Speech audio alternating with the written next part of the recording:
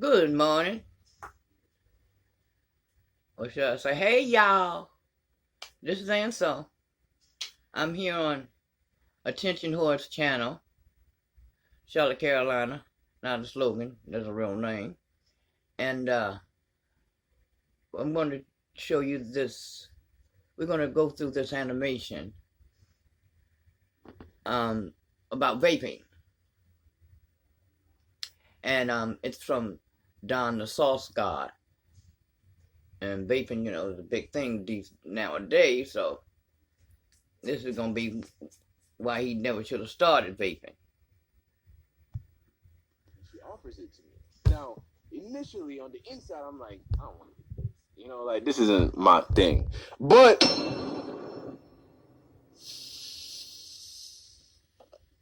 Him vaping right there. Look at all that smoke. You heard that?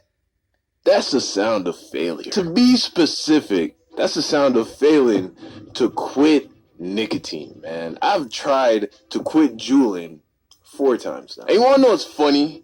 I used to think that vaping was like the lamest thing ever. It just didn't look cool to me. It didn't mean that you weren't a cool person. Just vaping itself didn't seem cool to me. Which is why I am sick to my stomach to admit that I have spent thousands, hundreds, probably thousands of dollars on vape over the last 2 years, of course, And you know what? It looks like when they used to have the cigarette holders. You may not, some of you are too young to even remember it, but they used to have holders almost like vapors, and the cigarette would go on the end. And that's what it kind of reminded me of, people smoking with the cigarette holders. It takes a while to rack it up, but it does add up.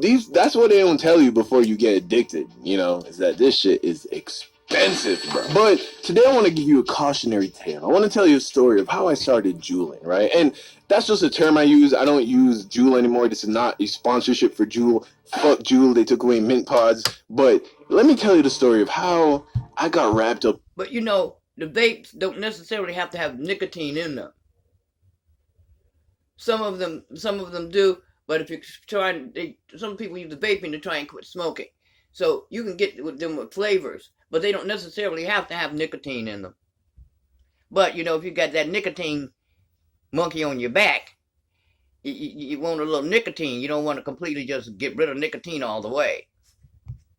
Into this, because if 10 years ago, 5 years ago, 3 years ago, you came to me and were like, yo, in 3 years, you're going to be heavily addicted to nicotine, I would be like, nigga, what? Are you dumb? But here I am, with a vape right by my side. Which, please do not do this, okay? If you have not ever inhaled nicotine, promise me that you will not, because it is not worth it. So, if you remember Quinn from the I'm Not Ready to Be a Dad video, something like that. Obviously, it's not worth it if you can't afford thousands and thousands of dollars on vaping. But that got to be a good-ass vape machine. And they do have them. They range from all different prices. So I imagine that it could run you quite high if you get, an expensive vape machine.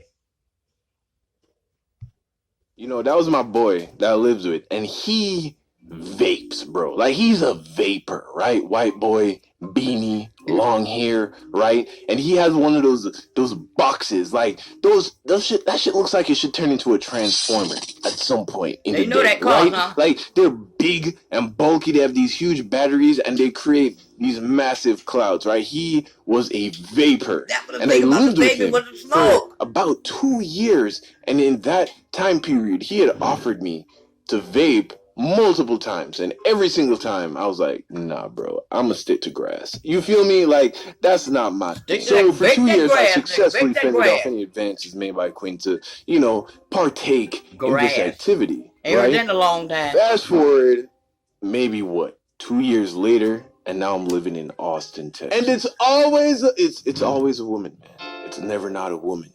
I swear to God, my downfall will be at the hands of Ain't some that a lot of beautiful men woman. down for That the is women? for sure. It's written in stone already. It's coming. The Right? So I fight, had this everything. date with Women. this girl, and this was actually the same Moroccan girl from the like story Exactly. way back in the day. I don't even think that story is up anymore because I just couldn't the level of simpness displayed in that story just was, I couldn't even live with that being out in the world anymore. I'm gonna put it back up just because I'm telling this story, so fuck it. I'm gonna put it back up. You can go watch it. But basically what happened is I went on this date with this Moroccan chick, right?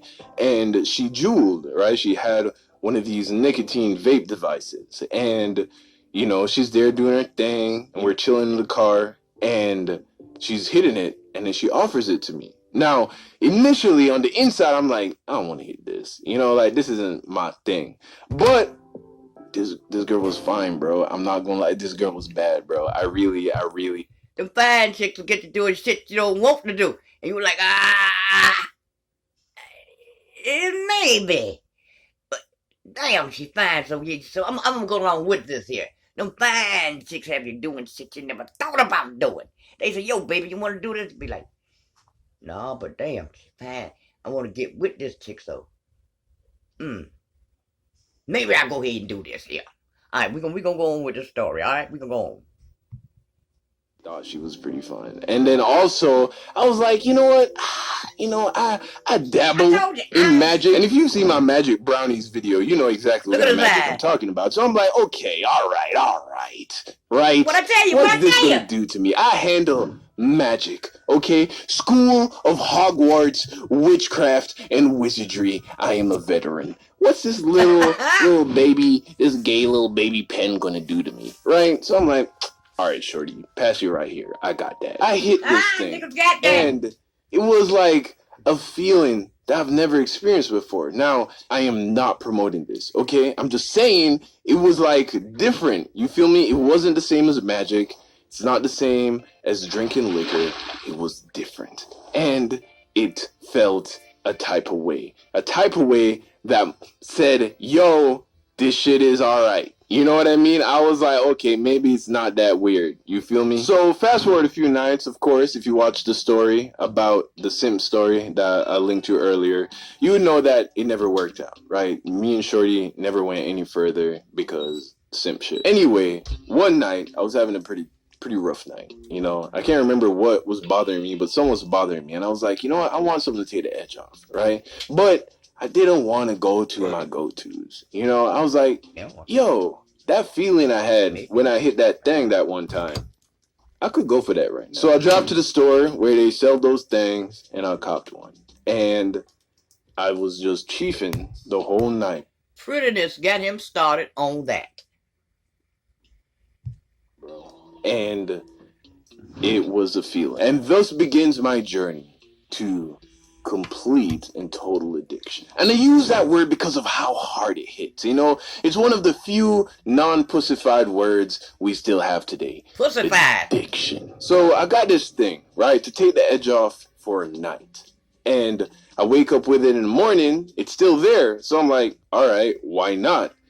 Fast forward, and now I have this relationship with this thing. But the crazy part is, I don't even feel it anymore. Like 99% of the people that you see walking around with these things get nothing from it because your body gets used to it very quickly. So that feeling of bliss that you initially had when you first were introduced to it, that thing only sticks around for a couple weeks, maybe a month if you're lucky.